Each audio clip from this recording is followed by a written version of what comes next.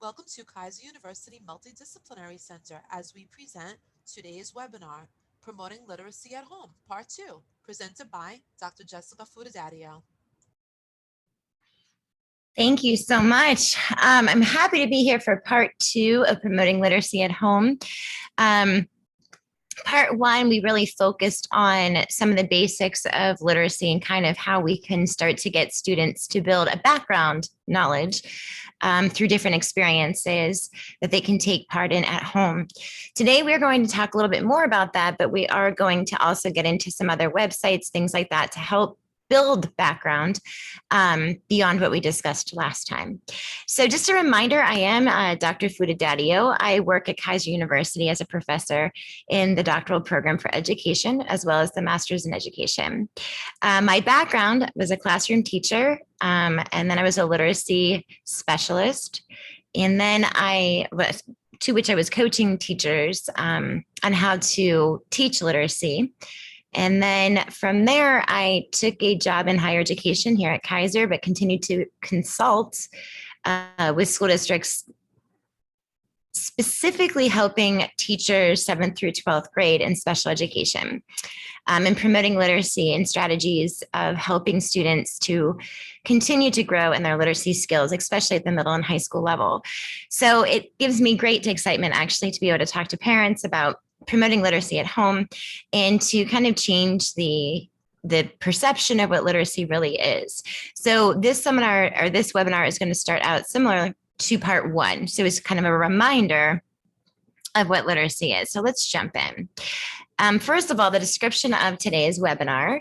Again, this is part 2, and we're going to continue to explore how to keep students motivated in their literacy learning at home. So this is good for the summer months ahead, as well as just on a regular basis of ways to continue to motivate our students or our children to read and write, and all the other literacy pieces that we'll get into in just a second. And as I explained here, literacy is not always what it appears to be. So if you're a parent looking for ideas to promote literacy without your child even realizing it, this one, as well as part 1, are definitely the webinars that you want to be at. So it's hard to keep students motivated to continue reading and writing and all of the other literacy things at home, but there is more to helping children continue literacy skills at home beyond just reading a book. So we will get into that in just a second. So when we discover all of the literacy opportunities available in front of us, literacy does not seem so daunting when we're trying to promote that with our children. And I apologize for the little sound you hear in the background, which happens to be I call her my GA. It's my cat. She gets very vocal when I'm on these things. So you might hear her talking in the background. All right, so objectives for today. We're going to explore the definition of literacy. Always important to start there. That way we build that foundation, we know what we're talking about, and then we can go into the rest of the information. We will get into how to promote literacy at home.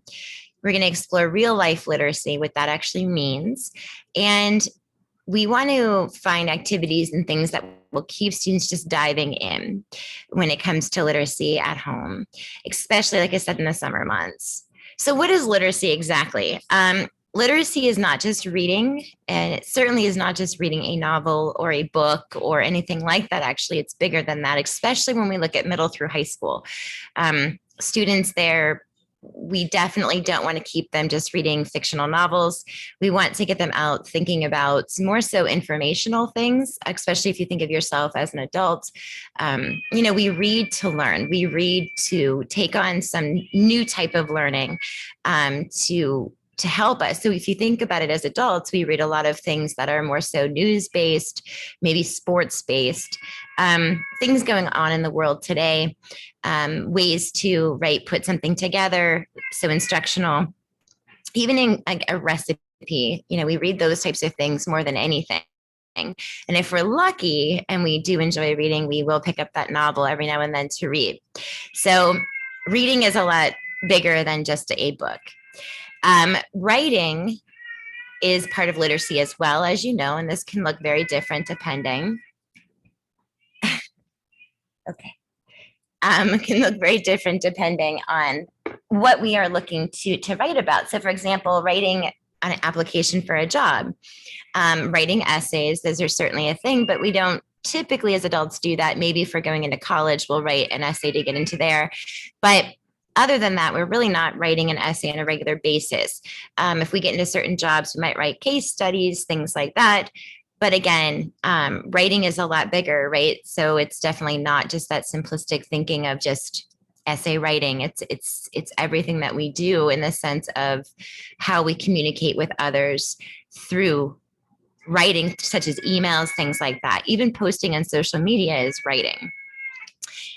Thinking. So thinking is part of literacy. This goes under that block of academics. Thinking, and it kind of seems shocking that it goes under there, but it does. Anything that we do, so the whole purpose behind reading, and I might get into that in the next slide, is meaning making.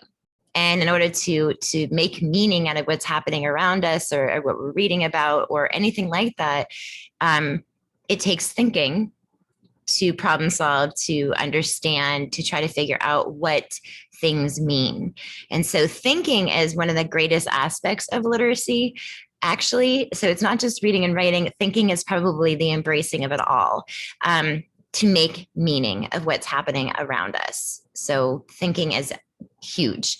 Speaking, so to be able to speak appropriately in certain situations, right? So knowing how to address things, knowing how to share what you're thinking, knowing how to share how you feel, knowing when to give information, things like that are part of the literacy aspect.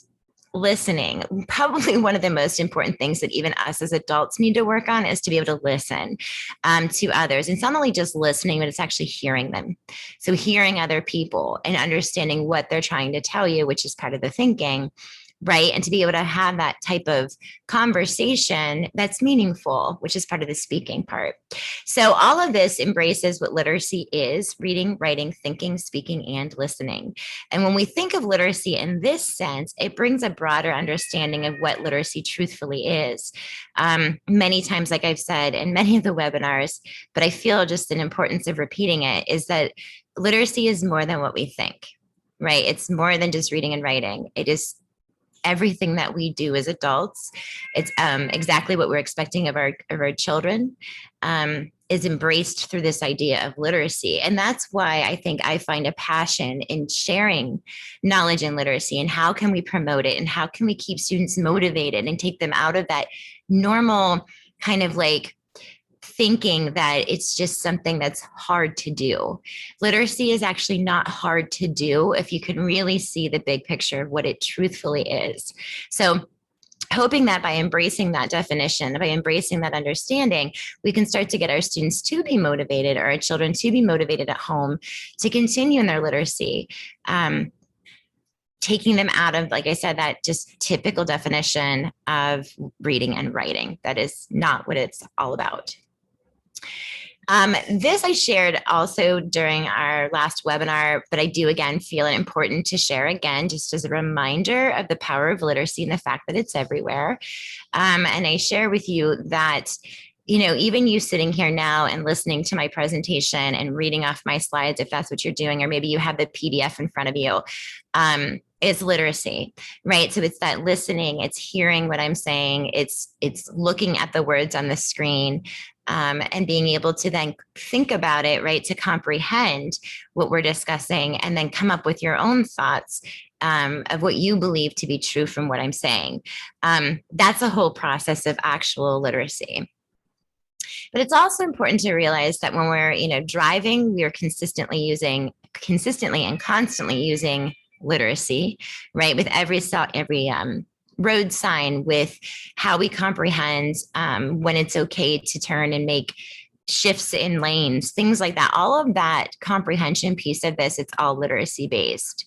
Going to a restaurant, definitely placing your order, knowing how to read the menu or even look at the pictures to know what you might want to eat and be able to share that with the server is important, right? And that is part of literacy as well.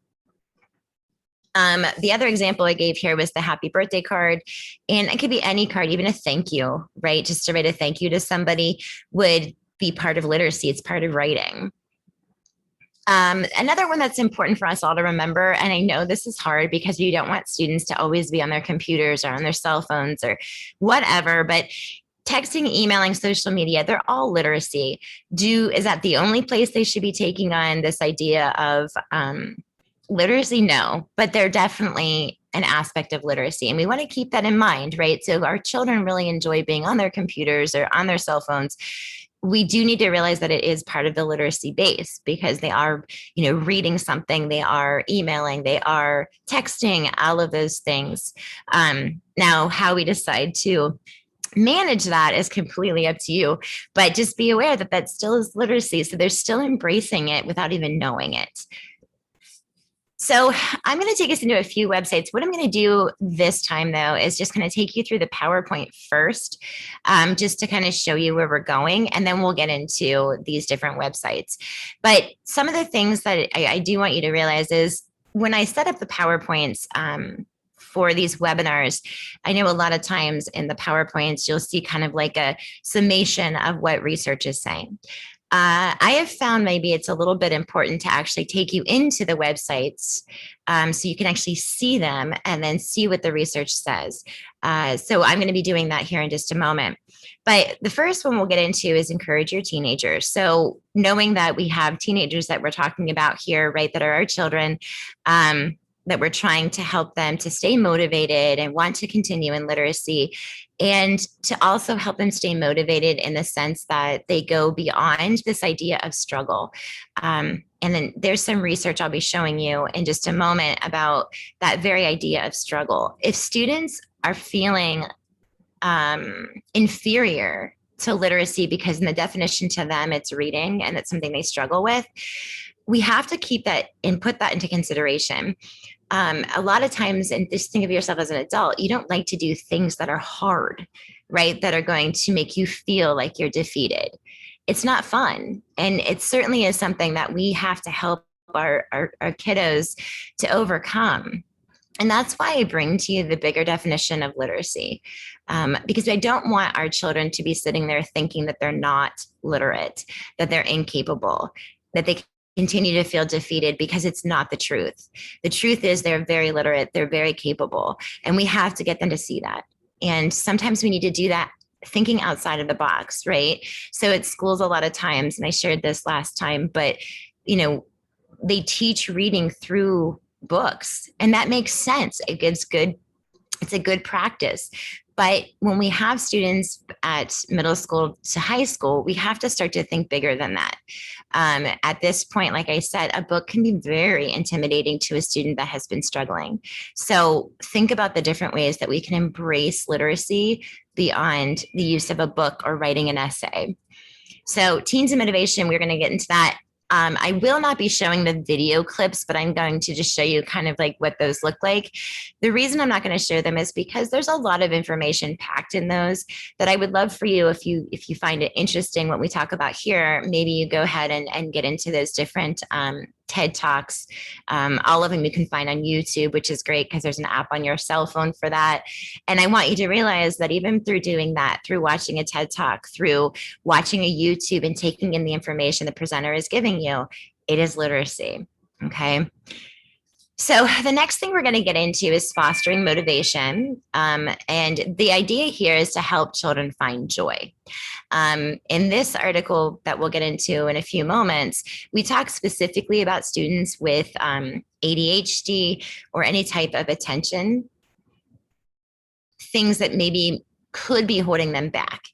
But in all actuality, what I have found just through my own experiences, and again, the research is going to somewhat validate this in the sense that students that have any type of attention deficit, typically it's not that they get bored. So we have to keep them kind of actively involved. And again, if we can rethink literacy and how we approach that, and it's not about reading for 20 minutes every day, that we can actually keep their attention span willing to participate in the things that we give them. The next thing I want to do is go into the Florida Department of Education. I find this website, I've shared this several times with colleagues. I just find this website to be insanely fabulous. And the reason is it is one place where you can find a bunch of information.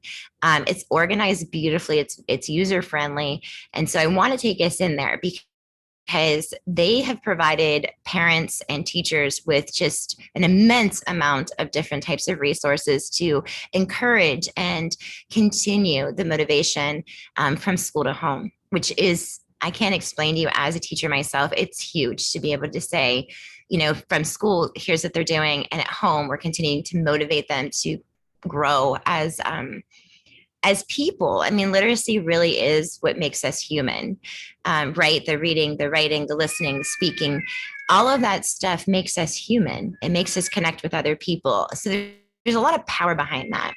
And what I'm going to show you here, last week, Monday, the last webinar, I shared with you about taking like hikes and going outside and even noticing what's right in front of you that maybe you never noticed before. I shared about how vacations, we go on vacation to go and see new things or experience new opportunities.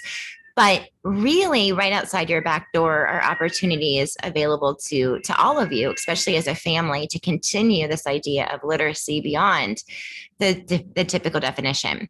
But if that is something that is not possible, if it's hard, even maybe there's some different things happening where it's hard to kind of be mobile, right? And that happens. And I understand that. So we need to bring things into the home. Right. And so a great way to do that is through live cams. And I'm going to show you that right off the Florida Department of Education. And then I'm going to show you, because I keep telling you, literacy is not just books. Please know that. Please let your children know that. That is going to change the mindset. It's going to change the game for them when they realize it's not. So if they felt defeated all of this time and they're dealing with that, it's important for them to realize that's not what decides whether or not you are literate. So I'm going to share with you some ideas of beyond books and ideas that you could utilize with your child, or even have them just kind of get involved in. The other thing I'll share with you too, this is a blog. So the blog I'm going to share with you is something to just keep in mind as a parent. It's okay to jump into a blog and talk with other parents about different ways to motivate your child. And I think that's important, because you'll see that there's a community of people that are trying so hard to do so. So you're not alone in this. And I think that's important to remember. We're talking about kiddos and helping them. But parents, you need support as well. And so just notice that there are places that you can go. This is Scholastic. It's a safe space that you can go into and just discuss different things that you're doing, pick up different ideas from other parents, always trying to just do its best and know that you are so supported. Being a parent is certainly one of the hardest things that I've ever witnessed. And I think you just need to realize the beautiful job you're already doing. So if you're listening to this webinar, then I'm going to tell you that alone, I have to applaud you, because you are already doing things to help yourself and help your child. And that says a lot. So I thank you for that. And I thank you for the great job you're doing with your child. The last thing that we'll go over are the summer reading lists. And this is if you do want to get them into some books, or maybe just kind of give them the idea of maybe a way to take a vacation in their own heads. Reading is one of the beautiful things that we can do to make that happen. So I will take you into some of the ideas for summer reading that you and your child could do together, or maybe they can do on their own. When we get there, I will explain to you the importance of understanding kind of where your child is at before we decide what reading books would be best for them. So that's kind of how we're going to go. And I'm going to go ahead and start to share with you my other screen so you can see all of these great websites, and we're going to jump right in. Okay, so here we are. This is the Public School Review. That's the website that we're on here. And the reason I'm bringing us here, again, I already told you, it was kind of about just encouraging your teenager to succeed in literacy, but beyond. And if we begin to realize that everything is literacy, everything, no matter what it is, no matter what they want to become, no matter what job they take on, no matter, every single situation in your life is literacy. Okay, so we get that, we understand it. And so here, this this article specifically was just updated in 2021. Actually just like a couple weeks ago, May 8th. So we need to find out, first of all, what is causing our child to be unmotivated. And okay, so there's a few things I'm thinking right now. One is, obviously you are not going to be motivated in something that is hard for you and makes you feel defeated. So that's a repeat from what I said earlier, but it's important for us to remember. Okay. So we keep pushing something on a child. If we keep forcing them to do things that they just don't like to do, they will continue to be unmotivated. They're going to push it to the side. They do not want to do it. And we have to keep that in mind. But the other thing that can cause a child to not be motivated is that they don't realize the true meaning behind what it is they're being asked.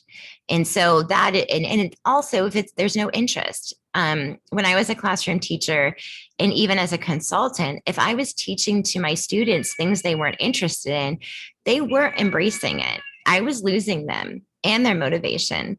So you need to keep in mind those conversations that you have with your child could be maybe one of the most beneficial literacy experiences that you could possibly give your child at home. So let's go ahead and continue down. You can see all these great little advertisements everywhere. Don't you love that they can do that? But anyway, all right. So this is just a really good article to kind of refer to. And you can see that this here is showing us just a little bit about what students are confronted with today that maybe we weren't growing up. I know when I was in college or in high school, I didn't have a cell phone. It wasn't something I had. Now you may have, but I'm sure there were rules or policies behind utilizing it, but we didn't have that form of communication. Again, that's literacy, but sometimes technology can hurt how we find empathy and are capable of interacting socially with our peers. So we just have to be careful of that. So this is actually, I'm going to take us over here. This is a YouTube video here that is how to motivate your teenager. And what was cool about this video, so if you wanted to listen to it, it's only 6 minutes long. But like I said, I'm not going to play it today just because we don't have a lot of time, but I definitely would suggest just listening to it. But this one talks about just things that you can do to help your child to be motivated. And where I'm looking right now, I think I can highlight it. You can see it is right here. One thing that you need to keep in mind as a parent and as a teacher too, so teachers are listening, you have to have confidence in them. You have to believe that they can do things. And you need to share that with them, right? Like you have to let them feel some sort of acceptance and gratitude towards what they're capable of and not so much on what they're not. And I've talked to many parents where it's like, my child can't read, my child can't do this, my child can't, my child can't, my child can't. It's too hard for them. It's too hard for them. But really, it's all perception, right? It's all perspective. So we can change that look and be like, okay, no, I think if you think my child is capable of doing this, then I'm going to believe that they can too. And when the child starts to feel that cheerleader, that person that believes in them, it changes their mind frame too. And always remembering that a child in the middle school, in the high school, the challenges they're going through are bigger than being able to read a book. They're trying to find themselves and friendships and things like that, and acceptance. That's a huge thing that kiddos really struggle with, is acceptance. And we as parents want to be sure that we accept this is where they are, but I believe in you enough to take you to the next step. The next one, number 2, which you can see here, is you've got to be the bridge, right? So a lot, and again, this is another thing that I have seen with parents too, where we want our child to be okay. And my goodness, of course we do. And so what can sometimes happen is that we do too much for them. And if we do too much for them, right, then they start to become enabled to do things on their own. And so what we want to do is be that bridge. We want to be that person that helps them and is always there to support them, but also that person that's able to lay back a little bit so they can have that bridge over to independency. And so we need them to realize that they can do things on their own, and we need to encourage them to do those things on their own. The third thing that this person talks about is to teach students or children that their responsibilities that they have, because that's the responsibilities that they have and take on, are their freedom. So as they take on new responsibilities, as they start to take things on independently, they're crossing over that bridge. It creates freedom for them. So it ends with in this paragraph, the more responsible they act, the more they could ask for from you. So the more that they take on, right, then the more that they will be going into this independent world.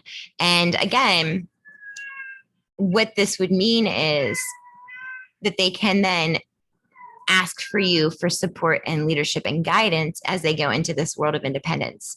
And so we want to be that cheerleader. We want to be that person, but we also want to be that person that pushes them to independence. This does happen through literacy. All of it is. We know this already. But just in thinking about how we're approaching our child is pretty important. And so anyway, take a look at this video here. It's, like I said, it's pretty short, but it's really to the point. And our goal obviously is to help our teenagers to live a happy, a healthy life, right? That they're able to succeed on their own with little support from us, if possible.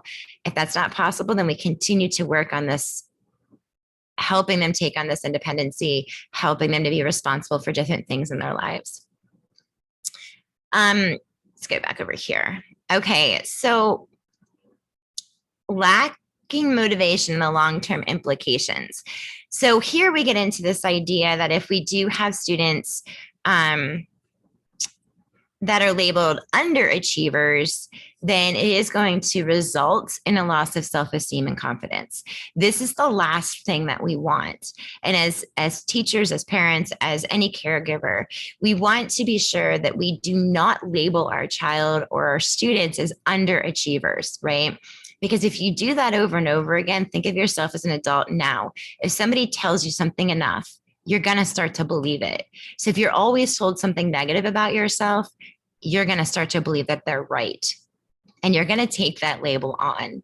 That is something that we really, truly want to be sure that we are supporting our child to know that they're better than what any person could ever say to them, right?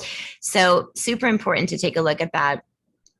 There's another video here you can see in TED Talk, and you're welcome to watch this one as well on your own. And this is the secret to motivating your child. But I didn't add that one up in the videos, but definitely take a look at it. Theories and motivations. So what experts recommend. And we just talked about this even through that first video explanation, which is just to self-motivate them, right? So if we are their cheerleaders, we will guide them, but we'll also pull away when we need to. We're creating that idea of self-motivation. The next video I did actually pull is this one. It's 18 minutes, 21 seconds, but this is questions every teenager needs to be asked. And this little guy, this student talks about just different things that his dad asked him at the beginning, right? About what he wants to do. What do you want to be? And how questions his dad asked him were things that nobody else had ever asked him, that made him start to think about his future. Then he did a little tiny study kind of with different teenagers in high school. And what he found was that students in high school didn't feel significant. And the percentage of that was like 48% or 46% didn't feel that their life was significant.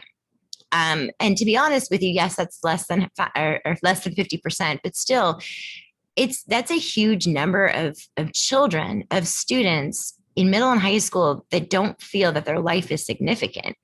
That's a scary truth, right? And all of that comes back to what their experiences are. And and how they overcame those experiences. And do they have a cheerleader and somebody who believes in them? Do they have somebody there that can listen to them and talk with them? Every life is significant. And it's important for us to realize that this is a struggle that teenagers go through. And so I'm going to bring you back to the realism of literacy and reading. And if they are struggling readers, from the very beginning of elementary school and going through middle school and high school, and they're still being asked to do the same things in the same way. Trust me, their motivation, but also their self-confidence will wear. And then they'll start to believe the labels that are given to them. And what we want to do is ensure that these students do realize that their life is significant. So they're put here for a certain reason, right? To be able to make a difference. And I feel like that's important through a literacy conversation to have with your child, and also for teachers to keep in mind as they're teaching and how we label our students. So check him out. I think it's interesting to hear it from a teenager's perspective. All right, camps and courses. So that goes off of what I talked to you about on Monday, part 1. It's just that feeling of having a community of people to be with that are like-minded. So we can do camps and different activities to do that. Getting them into some mentor programs is also great. So kiddos that feel like they are not worthy or that they're not significant may not feel themselves as a leader of any kind or a mentor to anybody else, right? They're always the one being mentored. But if we change the scope, we're still working in literacy because of this important leadership skill. Maybe they become mentors to other people. And so I think it's important to see if there's any mentor programs out there, right, to get your child involved with, so that way they can start to see the significance in their life and see what they are capable of teaching others. And they are capable of teaching others 110%. Every person is a teacher. Every person is a teacher. We're always sharing and learning, and we're always trying to help others. And the thing is that if we can put a child into a situation where they have that mentorship, that they get to mentor, it changes the landscape too. Honoring and encouraging, we already talked about that. So just continuing to be their cheerleader, but at the same time, see truth, right? So that's this one. That I felt was really important to just actually take you here into this article so you could see the different type of videos and things like that available to you.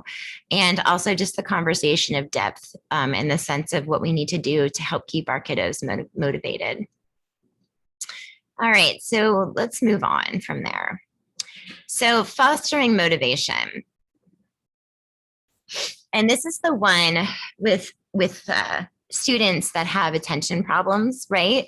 So it starts out by sharing with you a little bit about these different kiddos that have different types of ADHD or something like that. And the teacher's response, if you look at, I know this child is only 10, but I want you just to notice what this says. It says his schoolwork is fine when he remembers to bring books home and to turn in his assignments. The teacher says he's unmotivated.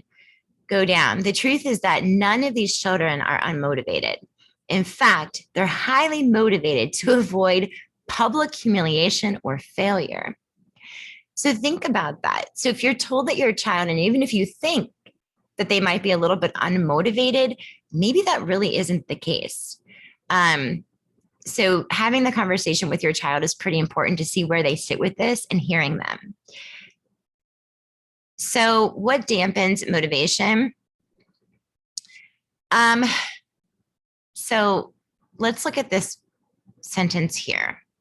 It says, it tells us that the main reasons that children withdraw mentally from school is fear of failure, frustration with inconsistent performance. They're good one day and they're stumbling the next, right? Because their mind's always going, it's always racing.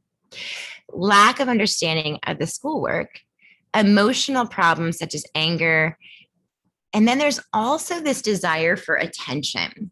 And sometimes students take on this idea of even a negative attention is attention. Like I'm getting some sort of time that's mine, even if it's in a negative way. And so we want to try to change that landscape as well. So I'm going to let you go ahead and look at that. So what makes motivation set on fire? And I want us to go here because this is kind of something that I've been talking about for the past, I guess, 4 webinars that we've done. But it's just this idea, right, that if we want to motivate our children, if we want them to realize what they're capable of, and the fact that literacy is everything around you. And yes, you are literate. Yes, you have the ability to comprehend, which orally or in writing, it does not matter. The fact is you are literate. So things you need to say to keep them motivated, or things that kiddos need to be self-motivated, is they need to feel confident about something. So think about the mentor program that we just talked about from the last article. What if they were a mentor to somebody else, right? And they felt like, I have a place, I have a job to do to help somebody else. It's a beautiful feeling. It also brings up this idea of empathy, and it centers around this idea of literacy. They need to have some type of choice and control over their learning. So for me, when I taught literacy in school, I used balanced literacy. And what that meant was comprehensive literacy was what it was. But what I would do is find out what students are interested in. And then I'd find out what level they were in their reading ability. And then I'd find out anything that I needed to know in order to start to instruct them appropriately. Then I would find some like-minded students that are somewhat on the same level or need the same skill. And they had control over where we were going. And they knew that. And if they didn't like a book or they didn't like what we were doing, we would go ahead and reconfigure. And that's okay. So as a parent, it's the same idea, right? They need some type of control or some type of embrace on what's happening around them. And we as adults know that when things are in chaos, we feel the same way, right? We shut down, or we find a different way to handle things. Kids are the same way. So they need to have some type of control over what they're learning, some say, as to where they're going. We have to believe that intelligence isn't fixed at birth, right? So it's saying when you're born, it doesn't say, okay, you're going to be a genius. No. Learning and all of that, it comes with hard work. It comes with experiences. It comes with opportunity, right? So as we open up this floodgate of opportunity to our children with the realization of what literacy really is, we open up immense opportunities for them. And no, intelligence is not fixed at birth. They will continue to grow as learners and continue to make a difference in the world. The last one, they need to feel loved and respected by their parents. So yes, there's going to be moments of struggle. Yes, there's going to be moments where we're unsure as to what we're doing as a parent. But what we need to remember is, obviously, we love our children. We respect where they're at as humans. We understand because we've gone through it too. So just bring yourself back to your middle school, high school self, and just know that they need to hear that they are loved and they're respected for where they are. And then help them to continue to bridge over that idea of independence. The other big thing is to encourage their passions. So if a child loves to play video games, or they love computers, or they love science or math or anything like that, then we start to go into that direction. Mind you, math, science, social studies, anything like that is all literacy embraced. So just keep that in mind. Their literacy will grow as they go into the fields that they're interested in. So let's get them involved in those places of interest. Math is reading. Math is literacy. So it will all convert eventually, right? And it even says in this article here about just kind of getting them, if they love art, dinosaurs, video games, skateboarding, whatever it might be. Think about skateboarding even. If you have a child that loves to skateboard, okay, fantastic. So actively, we know that they love to skateboard. Now, how can we help them to learn how to even get better at skateboarding? Maybe they watch a video to see different tricks. Maybe they read something about doing different tricks. Those types of things, again, all literacy. Always give your child choices. Not always. Sometimes they have to do certain things like clean your bedroom.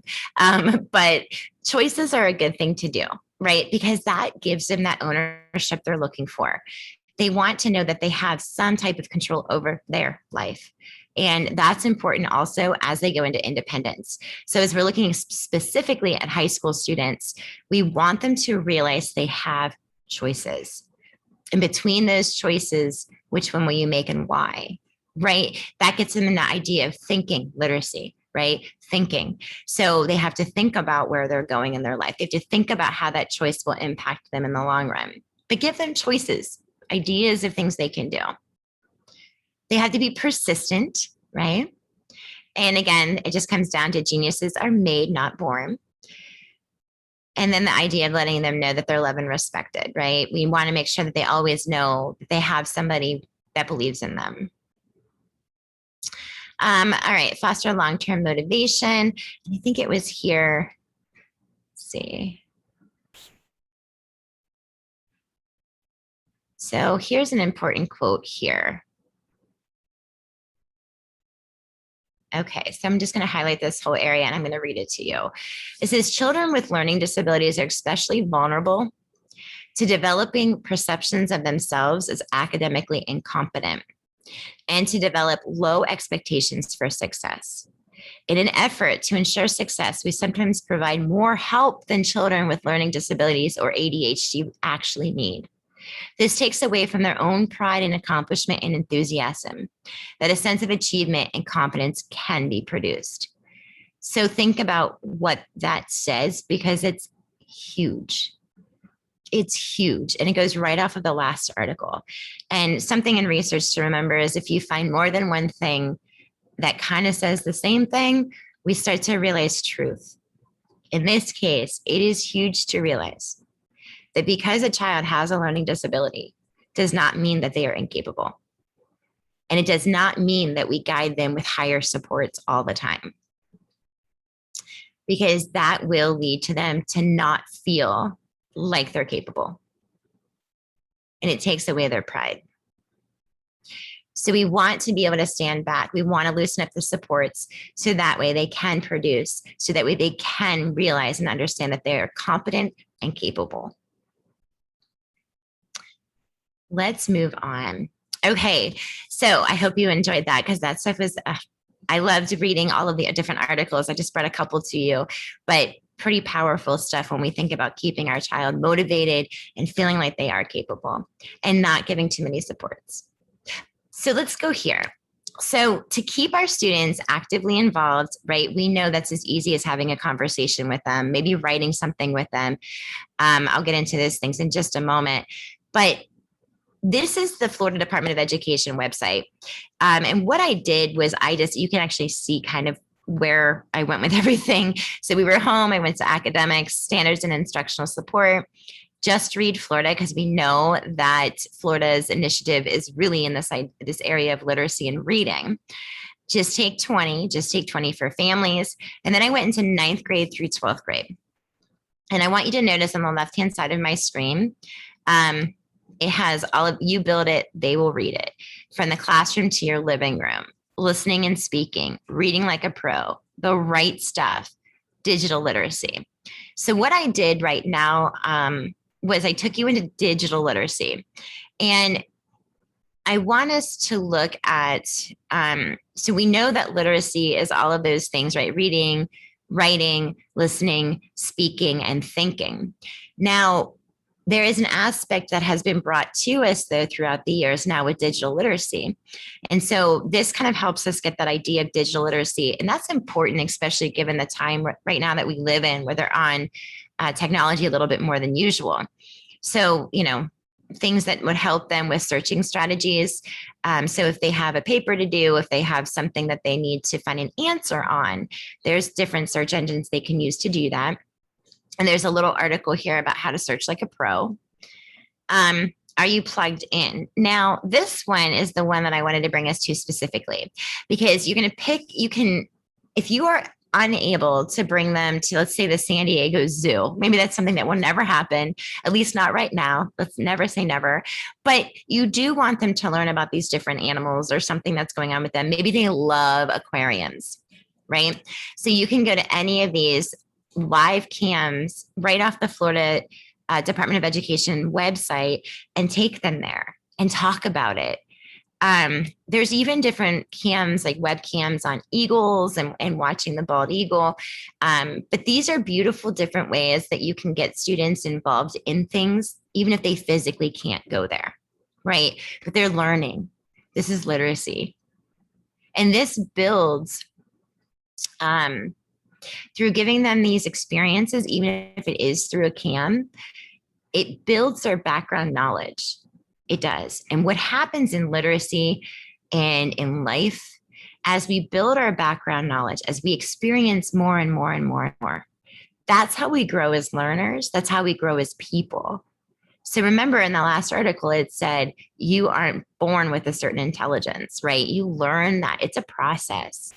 Background knowledge, these experiences that you can give your child, those things are going to build their academic capabilities. But they're also, more importantly, going to build how they handle life outside of school, how they handle life as they grow up and become adults, how they're able to use the background knowledge they have to make good choices, how they're able to use the background knowledge they have to decide what they want their future to be. And so these types of experiences, so like I said, if there's a mobile issue, anything like that, it's okay, right? Technology has brought some pretty great things right to our fingertips. So let's get into these webcams. Let's get them in there. Let's show them what it looks like to go to a zoo. Let's show them what it looks like to see an aquarium and the different fish. So pretty powerful. I love that this is in the Florida Department of Education to build backgrounds in our students, which can truthfully change their future.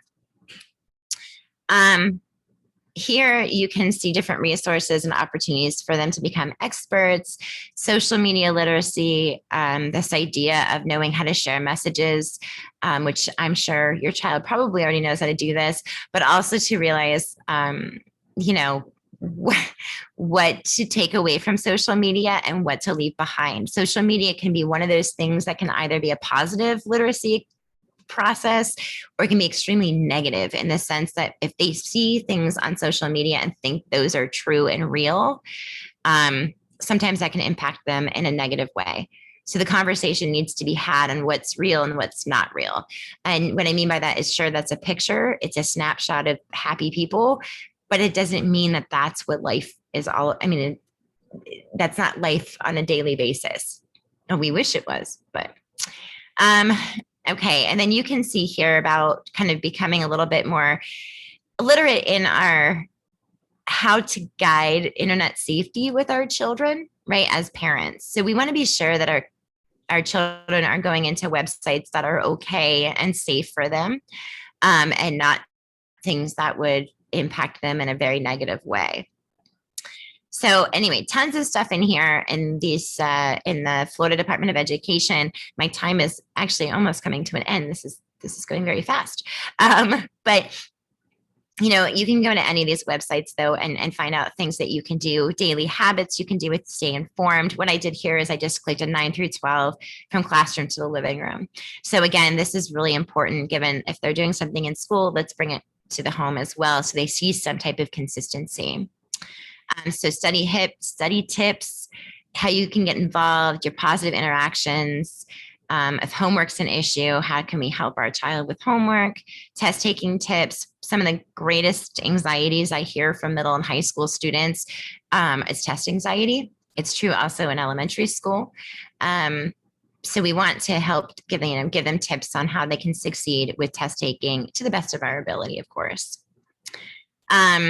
And setting them up for success on test days. So beautiful, beautiful, beautiful, this Florida Department of Education. Definitely check it out. I think that you will find it to be extremely beneficial, helping you guide your child.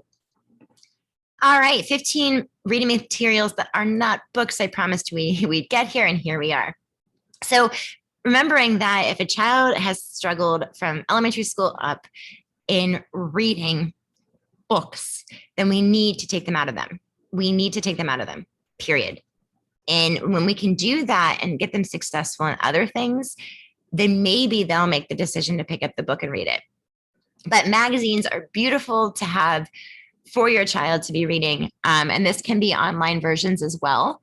So it doesn't just have to be old school magazines that are handheld. However, I know myself, I still love the handheld magazines over using my computer, but comic books, if they love comic books, those are great, especially because there's a dialogue happening in conversation a lot of times in comic books. So getting them involved in reading those would be great if that's of interest to them. And you can get those, I think, in the Sunday paper still. I don't know, maybe not, but I think you can get the comics in the Sunday paper for free. Manuals. So this one's a big one. So like if they're going to go and use your lawnmower to mow the lawn, or maybe that's what they're doing as their summer job is mowing other people's lawns, they're going to have, maybe they read a manual about how to operate the lawnmower. Maybe you show them too, which is still literacy. And then let's say like changing gas and knowing how to put something together. Those types of things are powerful. They're going to build their vocabulary, and they're also going to learn something new that's going to be beneficial for them in life, right? Newspapers, as we know, poetry. Poetry is not as overwhelming, and here's why. When they read poetry, it's shorter, it's not as intimidating, and also it allows for them to use rhyming words to help read the poem if it's a rhyming poem. Not all poems are. So there's different types of genres of poetry. But yeah, you can definitely get them into reading poetry because, like I said, it's not as intimidating. Travel brochures. So just like that website I showed in part one with Fort Lauderdale places to go that are right there in front of you. Maybe that's something they look at to decide what they want to do for the day. Pick anything out of this travel brochure or this website in our area, and we'll go do it. Encyclopedias, sports programs, right? So if they look for their favorite athlete, maybe they, you get those little programs when you go to any of those athletic events. Those are great too, like because they can look at them and see the people and see what they do or read a little bit of their biography. Catalogs are great. Recipes. So if you're cooking dinner, let's see if we can get our child involved to cooking with us. Dictionaries, which typically, I'll be honest with you, nowadays, we just use the internet. Play scripts. We talked about that last time. If your child likes to act, maybe they write a script. Maybe they actually end up getting into a play. Road signs, I already said that one too, which is just typically it's known as like a early stages of literacy, is the environmental print that's around us. But it doesn't matter when it hits them. Most likely they do know where McDonald's is because of the big golden arches. But it's something that embraces us as we get older as well, because we don't start driving until after 16. And then we have to continue to understand these road signs, which are all literacy. They can write their own book. Maybe they have stuff going on in their life and they start to write about it and start to be, create characters and create some type of plot into a story of their own. Okay, so the last thing, I think it's the last thing. Let me see. This is covering up things. The last thing I think I want to get into, yes, it is. Perfect. Timing, we should end right on time. Okay, are the reading list. Okay, so this website is Imagination Soup, and it's just kind of a fun website that you can get into for free that can help in finding different types of books or different types of learning activities that you can do right at home. And for this one, you can see the 2021 summer reading list for kids. Okay, so here's what I wanted to talk to you about. If you decide, and if the kiddo is like, I want to get a book, I want to try to read a book throughout the summer, that's great. But there is something called independent level for our children. And what that means is that they don't need an adult in order to read the book. So it'd be good to ask your classroom teachers, what is my child's independent level where they can be successful in reading? Once you find that out, what their independent level is, and those are the kind of books that you want to get your child. So it does not matter if your child's 18, 17, if they're reading at a 7th grade level, then we want to find books at the 7th grade level where they feel success. If you plan to read with your child, if that is something that you can make happen, then you would go ahead and get books on their actual instructional level and read with them there. Okay. So it's really important to ask your classroom teacher where your child is as a reader. Independently, what can they read? What level? Instructionally, what can they read? Instructionally just simply means that you need to be with them to read it successfully, and they'll grow from that experience, by the way, and massively grow from it. And then what's their frustrational level? So what level does it take so my child actually shuts down? And you don't want to have them shut down. So if you want them to grow as a reader, right, practice is great. So they can definitely do their independent reading level books. If they are doing something and you want to help them, like to grow as a reader, then we do instructional. We watch the frustrational. We want to be sure never to make them frustrated. That is how they will start to turn off and shut down and not want to do something, which makes perfect sense. None of us want to be frustrated. But with that being said, once you find out what level your child is at, then I would go here and decide which, so you can go to any of these to see the different books available. We're just going to go up here to the 13 through 18. And this is 8th grade, right, through 12th. So here's the different books that are available. So it depends on what they like. Do they like fantasy and paranormal sci-fi books? Then these might be some that they're interested in. Adventure and mystery booklets, realistic summer reading for teens. So there's a lot of things that they can get into here. That historical fiction, different summer reads for teens. So you can see all of the different types of books. Oh, and you can also get it printable for you. Perfect. That they can get into for reading. So that is a beautiful list there. It's on the PDF or the PowerPoint, so you can get into this and find out what kind of books your child might enjoy reading. Again, I want to just remind you about asking the teacher what their levels are so that way we can get them into a book that they can succeed in. All right, let's go back real quick here to our PowerPoint so that way we can wrap up. And I want to thank all of you very much for your time. I appreciate you. I hope this was helpful. I hope you honestly feel gratitude for what you're already doing. And I thank you for, if you listen to the recording or whatever, I just thank you for taking the time to do so, to continue to develop and to continue to help your child to succeed, especially in literacy. Thank you for your time. Comments and questions are welcome.